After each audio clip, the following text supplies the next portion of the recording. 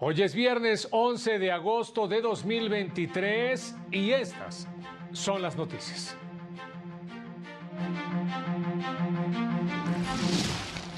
La Corte analizará si revelar la declaración patrimonial de ingenieros militares que construyeron el aeropuerto Felipe Ángeles pone en riesgo la seguridad nacional.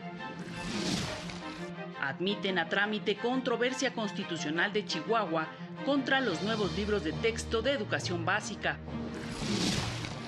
Advierte el Tribunal Electoral que ha incrementado la violencia en contra de las mujeres que buscan cargos públicos.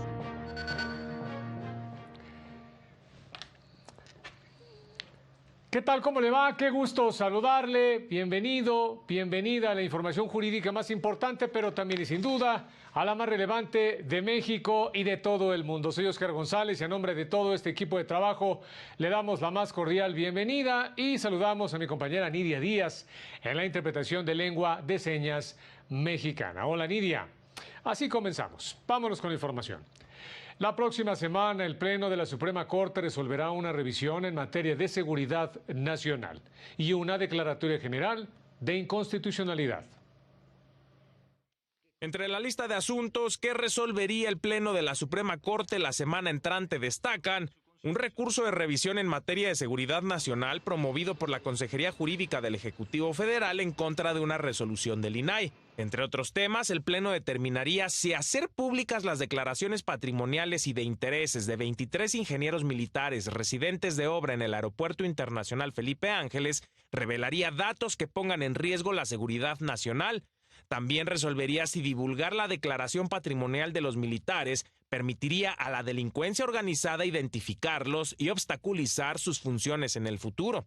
Hay una declaratoria general de inconstitucionalidad solicitada por la segunda sala de la Corte respecto de fracciones del artículo 98 de la Ley para la Prevención y Gestión Integral de los Residuos Sólidos de Oaxaca.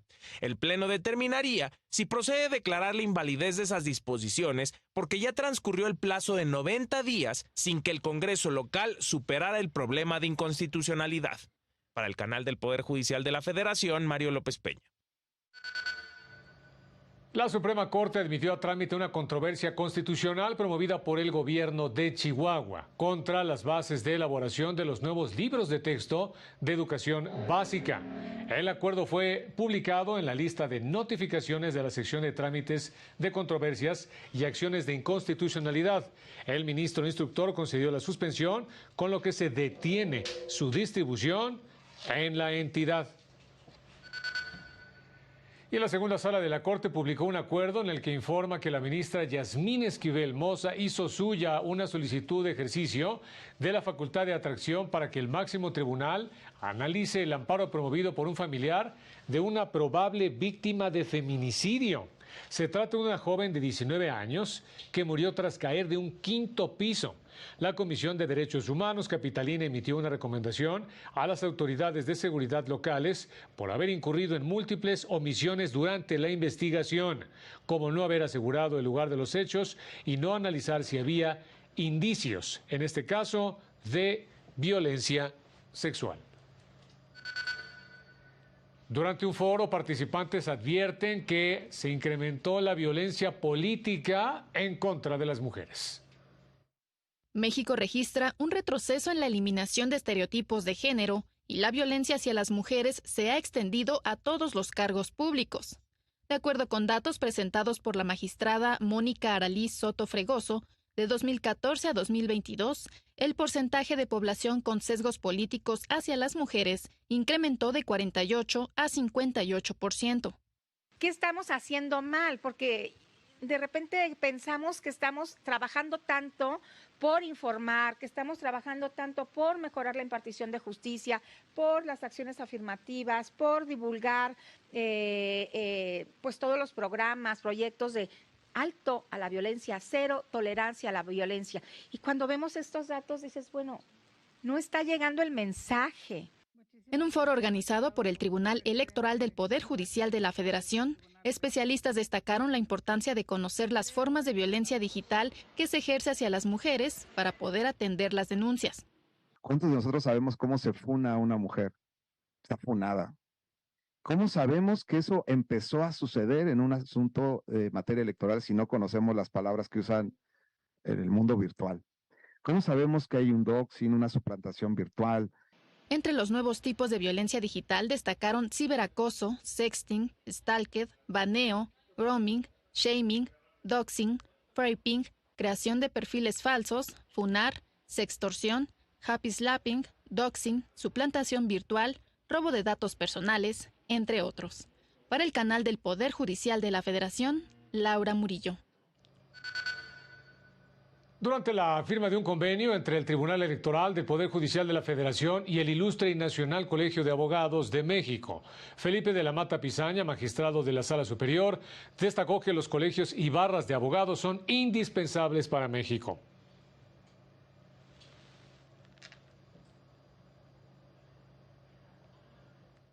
La interrelación del tribunal y de la escuela con los colegios y barras de abogados resulta indispensable. Y eso se notó hace unos meses cuando querían hacer una reforma, a mi juicio, lo dije en público, irracional en torno a las facultades del tribunal, cuando los 3 colegios de abogados más importantes de este país, entre ellos el Colegio de Abogados por conducto de su presidente, se posicionaron en torno a eso. Durante un foro, especialistas analizaron los retos para garantizar los derechos político-electorales precisamente de las mujeres, esto en comunidades indígenas. Se estima que el 19.4% de la población en México está representada por comunidades y pueblos indígenas, en donde especialmente las mujeres son víctimas de violencia política en razón de género. Fue uno de los primeros asuntos que permitió a la Sala establecer órdenes de protección justamente a favor de una mujer indígena violentada. Y este asunto dio lugar a que se aplicara por primera vez el protocolo para atender casos de violencia política en razón de género. En un foro con integrantes de pueblos indígenas, la magistrada Janine Otálora indicó que estas comunidades se enfrentan a desigualdades sociales y violaciones a sus derechos político-electorales. Persisten desigualdades profundas que se remontan a una discriminación histórica en la que han vivido, como es la falta de acceso a la educación, a servicios básicos de salud e información en sus idiomas maternos y, obviamente, una deficiente representación política en todos los ámbitos. Por otro lado, juzgadores del Tribunal Electoral de Oaxaca mencionaron que este estado es el lugar con mayor porcentaje de población indígena, con el 65%, en donde las mujeres se enfrentan a discriminación y violencia política para ejercer cargos públicos. Para el canal del Poder Judicial de la Federación, Rosy García. Y miren, otro tema, el ministro en retiro José Ramón Cosío Díaz se pronunció por encontrar soluciones más flexibles para poder resolverse o que se puedan resolver los conflictos en materia laboral. En el mundo del derecho y en el del derecho laboral particularmente, sabemos argumentar normas, enunciados, utilizar jurisprudencia, pero no hay un entrenamiento del uso y referencia hacia los hechos y medios de prueba, como categorías distintas en un orden argumentativo. Así lo señaló el ministro en retiro José Ramón Cosío Díaz durante una conferencia impartida en la Facultad de Derecho de la UNAM. Afirmó que hay una serie de cambios que se están generando en la sociedad y en este caso en el mundo del trabajo, que provocan toda una serie de presiones que ahora se tienen que incluir, además, dijo, en los procesos orales. Se trata, indicó, de dar respuestas más flexibles, que faciliten las problemáticas sociales y del trabajo, pero que también contribuyan a evitar las condiciones de violencia y pobreza actuales. Bueno, vámonos rápidamente a unos mensajes y ya regresamos con más.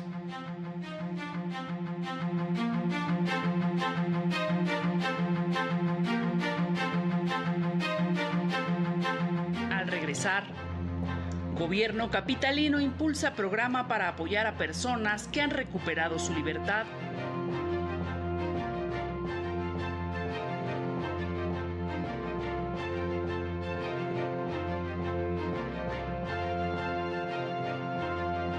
El cincelado es un arte que yo pienso que ya, si no enseño yo a alguien, a cincelar se va a perder.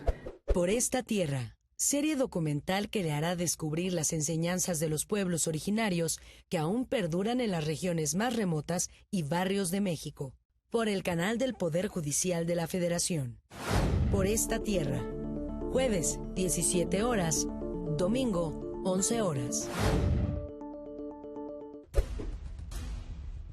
¿Cómo han aplicado la perspectiva de género en la labor jurisdiccional y en qué materias? Ir abriendo camino y ir estableciendo sentencias mucho más acorde a las necesidades de las personas. Una vez que reconocemos el derecho violentado, pues tenemos oportunidad de transitar a de qué manera lo vamos a reparar. Igualdad de género en el Tribunal Federal de Justicia Administrativa. Desafíos y avances. Domingo, 13 de agosto, 15 horas.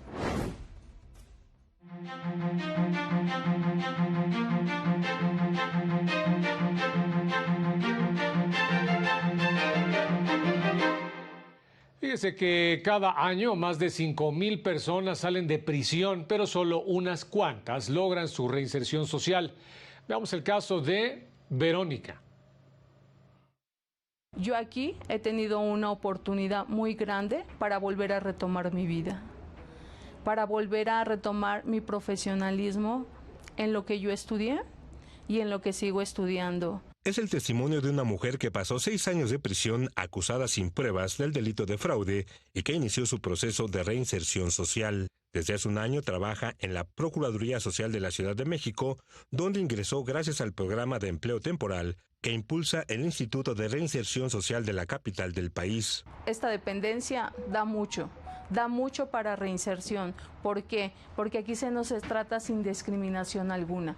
No hay discriminación de ninguna parte, de ninguno de los aquí ejecutivos presentes. Ahora busca ejercer plenamente sus carreras como contadora y licenciada en Derecho Penal.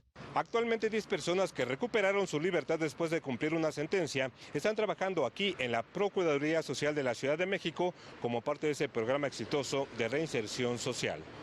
Oye, ¿sabes para qué es este? Estos son los reportes que presentamos, tanto mensualmente como semanalmente. Es el caso de Elizabeth, quien de igual forma comenzó a trabajar en la Procuraduría Social, donde ha tenido la oportunidad de iniciar una nueva vida, lejos de la discriminación que ha padecido en otros lugares. Pues sí, hay veces que llegas a otros lados y porque ya saben dónde estuviste, pues te ven así como el bichito, ¿no? Y la verdad aquí no, aquí desde el primer momento nos hicieron sentir que estábamos en casa y que pues era una nueva vida y teníamos que ver ya nada más para enfrente, ya no para atrás. Se estima que cada año egresan de las prisiones de la Ciudad de México alrededor de 5,000 personas que requieren algún apoyo de reinserción social. Para el canal del Poder Judicial de la Federación, Juan Carlos González. En torno a la investigación del caso Ayotzinapa, el gobierno logró reconstruir lo que aparentemente pasó con los 43 estudiantes desaparecidos. Esto mediante la revisión de 116 números celulares. La Comisión Presidencial para la Verdad y Acceso a la Justicia en el caso Ayotzinapa ubicó, clasificó y dio seguimiento a 87 millones de registros telefónicos en el marco de la investigación sobre la desaparición de 43 estudiantes normalistas.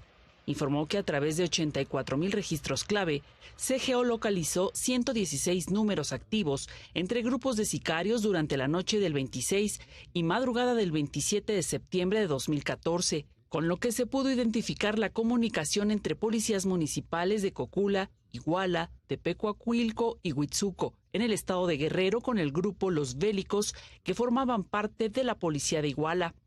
La comisión destaca que en el intercambio de información se observa cómo se fue tejiendo la red de complicidad y operación entre el grupo delictivo Guerreros Unidos y las distintas autoridades para perseguir, violentar, detener y desaparecer a los estudiantes. El rastreo permitió establecer que los estudiantes desaparecidos fueron divididos en al menos 6 núcleos al salir de la terminal de autobuses de Iguala, con lo que, a decir de la comisión, se echa por tierra la versión de la llamada verdad histórica presentada por el entonces procurador Jesús Murillo Caram, en la que afirma que todos los estudiantes fueron entregados al grupo de Guerreros Unidos y quemados en el basurero de Cocula. Para el canal del Poder Judicial de la Federación, Marta Rodríguez. El juzgado 15º de distrito con residencia en Veracruz concedió una suspensión provisional a la jueza Angélica N. contra una posible nueva orden de aprehensión en su contra. Esta nueva medida cautelar no implica que la imputada no deba acudir ante el juez de la causa, pues solamente se limita a que no sea presentada por medio de la fuerza pública. Fíjense que México es uno de los países o principales países con mayor fatiga laboral por estrés, incluso superando a países como Estados Unidos y China. Esto lo aseguraron especialistas de la UNAM. El síndrome de fatiga crónica, burnout, se genera debido a frustración y sobrecarga de trabajo, provocando cansancio físico y emocional, además del abandono del crecimiento laboral y cambios de hábitos. Empecé a sentir que el trabajo que tanto amaba y que tanto me gustaba y al cual le dedicaba mucho de mi tiempo, de mi ser, me empezó a hacer todo lo contrario. Todos empezamos a generar mucha ansiedad. Había personas que comían de más por desesperación. Investigadores de la UNAM realizaron encuestas para revelar la prevalencia de este síndrome. De acuerdo con el IMSS, México ya figuraba como uno de los países con mayor fatiga por estrés laboral, superando a China y Estados Unidos. Recientemente, la OMS incluyó esta sintomatología en la 11ª clasificación internacional de enfermedades que afectan la salud. Para el canal del Poder Judicial de la Federación, Arturo Rodríguez. El síndrome de fatiga crónica. La Organización Internacional de los Derechos Humanos, artículo 19, denunció que el gobernador de Veracruz, Cuitláhuac García, comete actos de hostigamiento e intimidación contra mujeres periodistas en la entidad. Indicó que desde el inicio de su administración ha bloqueado y desacreditado el trabajo periodístico, particularmente el de comunicadoras que abordan temas relacionados con derechos humanos, con violencia de género, corrupción y política, con connotaciones sexistas y machistas. En otros temas, a fin de mes dará inicio la edición 14 de la Feria Nacional del Libro Jurídico, en la que participará la Suprema Corte de Justicia de la Nación. Con el fin de difundir la cultura de la legalidad y la presentación de nuevas obras, se realizará la 14ª Feria Nacional del Libro Jurídico, que cada año organiza el Poder Judicial de la Ciudad de México. Uno de los propósitos también de esta feria es hacer llegar el libro, tener a la mano a todos aquellos interesados, no solo en el ámbito propiamente jurídico, sino también en otros temas. Habrá descuentos muy atractivos, diríamos, prácticamente todas las editoriales. En la feria participarán más de 40 editoriales públicas y privadas que pondrán a la venta más de 8,000 libros y publicaciones. Como ya es costumbre, la Suprema Corte de Justicia de la Nación presentará también sus novedades editoriales en esta feria. La Corte ya está anotada, ya tiene un espacio específico, de tal manera que, que la Corte también vendrá a exponer su obra jurídica, que es muy importante. Entre las novedades editoriales se presentará el libro El asesinato de León Trotsky, un caso histórico para los tribunales, en la que participará el ministro Juan Luis González Alcántara Carrancá. La feria se llevará a cabo en el edificio Juan Álvarez, ubicado en la avenida Niños Héroes número 132, Colonia Doctores, del 28 de agosto al 8 de septiembre, en un horario de 9 a 18 horas, con entrada gratuita. Son 12 días en los que, además de la venta y presentación de novedades editoriales, habrá conferencias, conversatorios, música de cámara y vernácula, así como presentaciones de cuentacuentos para niñas y niños. Para el canal del Poder Judicial de la Federación, Juan Carlos González. Tiempo de las breves de México.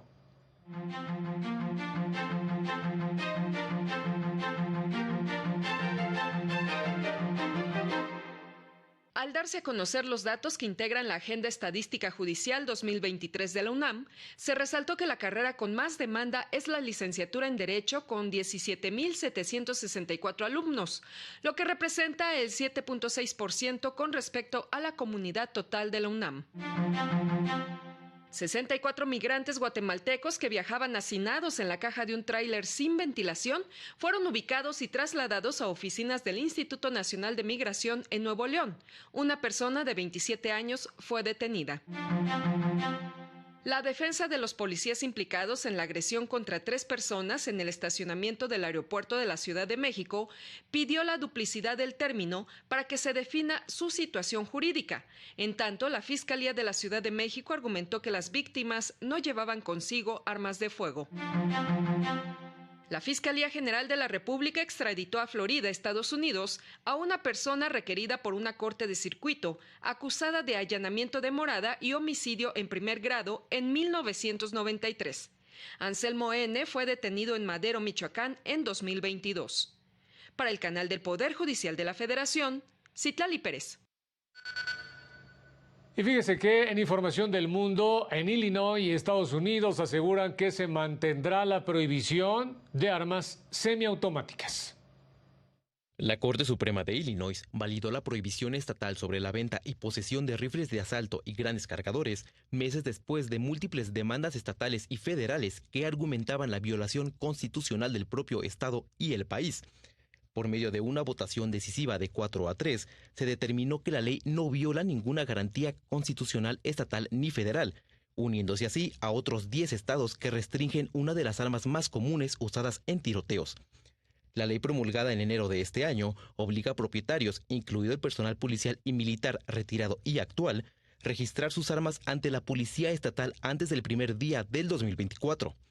La decisión fue calificada como una victoria para los sobrevivientes y las familias víctimas de los diversos tiroteos realizados al menos una vez a la semana. Para el canal del Poder Judicial de la Federación, Héctor García Mejía.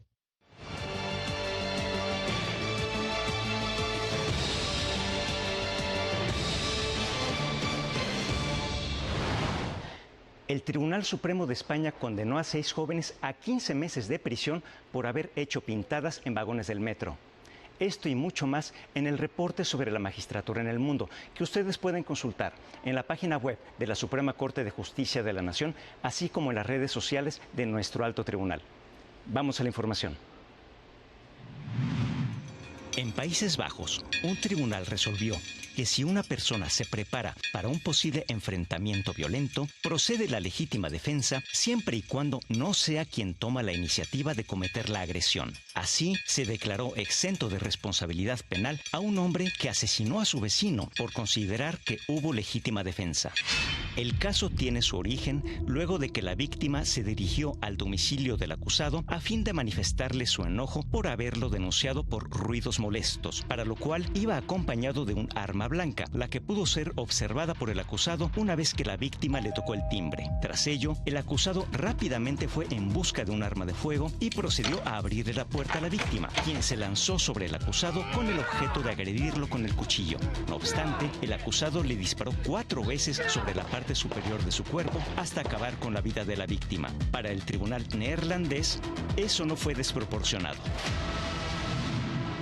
En España, el Tribunal Supremo condenó a 6 jóvenes a 15 meses de prisión y a una multa de 2.700 euros por realizar pintadas en unos vagones del metro de Barcelona. El alto tribunal refrendó su doctrina jurisprudencial sobre el delito de daños, cuya vertiente objetiva consiste en causar un daño en propiedad ajena.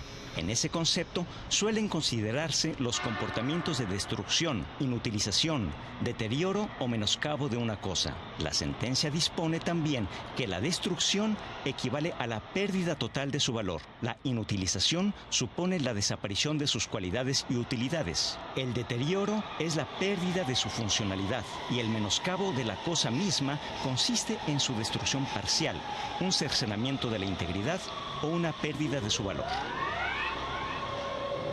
Finalmente, la Corte Suprema de Chile confirmó la sentencia que rechazó la demanda de indemnización presentada en contra de una clínica privada por la supuesta negligencia en la aplicación de vacuna a un menor de edad. Por unanimidad, el alto tribunal descartó infracción en la sentencia impugnada, dictada por la Corte de Apelaciones, que a su vez confirmó la de primer grado, que rechazó íntegramente la demanda. La parte recurrente pretendía que en la revisión de su recurso y en una eventual sentencia de reemplazo se estableciera que la vacuna aplicada al recién nacido, al encontrarse vencida, tuvo como consecuencia un cuadro febril propio de la meningitis que le fue diagnosticada. Luego entonces, la recurrente intentó promover que se estableciera que la vacuna BCG, inoculada con 5 días de expiración, fue la causa de la meningitis padecida a los pocos días de nacido y que ésta también tendría incidencia directa en los trastornos que el menor padece actualmente. Para el canal del Poder Judicial de la Federación, Alejandro Anaya Huertas. En entrevista exclusiva para Justicia TV, el director del canal universitario Zoom de Colombia habló del papel que desempeñan los medios públicos en la sociedad. Generar contenidos de calidad, especializados, con rigor periodístico que abonen a elevar la cultura y educación en la sociedad, es la misión de las televisoras públicas. Esa labor realiza desde hace 15 años Canal Zoom de Colombia, medio que reúne el trabajo de investigación generado por las universidades de todo el país y cuyo sentido social se reconoce en cada una de sus producciones. En este instante siento el orgullo de poderlo decir que todo el equipo que está conformado ingresaron como pasantes haciendo sus prácticas y luego se fueron quedando gracias al valor que le encontraron al canal y al inmenso valor que nosotros les encontramos a ellos. El doctor Germán Pérez ha dirigido durante 12 años Canal Zoom y su experiencia profesional y de vida ha impactado en los contenidos. Cuando uno habla de un canal educativo o académico, pues se puede tender a pensar que sus contenidos pueden ser duros o complejos. No, nosotros lo hacemos con un sentido del lenguaje llano, sencillo, directo y donde más haya participación de los jóvenes. Camino a la reparación es una producción que cumple la función social de preservar la memoria histórica de Colombia y lo que ha representado vivir el conflicto armado por más de 6 décadas, así como documentar el desarrollo del proceso de paz que lleva 6 años. Un país del que no se recoja la memoria, como dice la frase por ahí, está condenado a repetirla. Encontramos tocar los puntos sensibles de esos seres humanos que han vivido el conflicto y que nosotros lo que queríamos era simplemente, y en el buen sentido de la palabra, legitimar lo que ha sido su participación, lo que ha sido su mismo dolor, pero sin victimizar. La serie de 16 capítulos se transmite a más de 20 países, incluido México, gracias a la Asociación de las Televisiones Educativas y Culturales Iberoamericanas, ATEI, de la cual forma parte el canal del Poder Judicial de la Federación. Hacemos televisión con sentido de lo público y entonces creo que logramos ahí como un buen impacto porque saben que como nuestra mirada no es ni oficialista ni institucional, en el buen sentido de la palabra, pues no hay entre comillas aparentemente falsos compromisos. Adelantó que entre los planes tras la celebración de la primera cumbre iberoamericana de medios públicos que se llevó a cabo en Guanajuato está la creación de una plataforma OTT de contenidos públicos. Para el canal del Poder Judicial de la Federación, Lorena Sánchez Cabrera. Vámonos ahora a ver algunas recomendaciones culturales precisamente que puede disfrutar este fin de semana en la capital del país.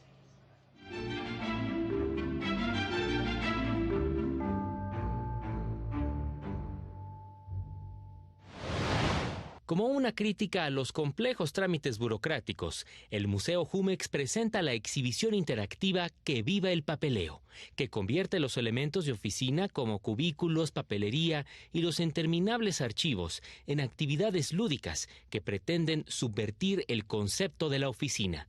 De martes a domingo de 10 a 19 horas. Entrada libre. Germán Valdés Tintán regresa a casa con la exposición Tan Tintán, un mexicano del siglo XXI, en el Museo Caluz, ubicado en el mismo predio donde nació. Reúne más de 200 piezas, entre fotografías, películas, carteles de cine y objetos personales del Pachuco de Oro, como cartas e instrumentos musicales. También hay un ciclo de cine y clases de mambo, de miércoles a lunes, de 10 a 18 horas. Entrada libre. El Museo Nacional de la Revolución resguarda una importante colección de nuestra historia en la exhibición Gustavo Casasola, la historia gráfica de México, quien junto con su familia reunió más de 6 siglos de testimonios visuales. La muestra se enfoca en el trabajo de fotoreporteros y editores durante la Revolución. De martes a domingo, de 9 a 19 horas. Boletos en taquilla. Para el canal del Poder Judicial de la Federación, Jesús Daza. Oiga, quédese con nosotros porque en unos minutos vamos a tener el concierto de Argelia Fragos, Mi Voz al Mundo. Muchas gracias por haber estado con nosotros. Manténgase pendiente de esta señal. Soy Oscar González y que tenga un excelente fin de semana. Nos vemos en la próxima.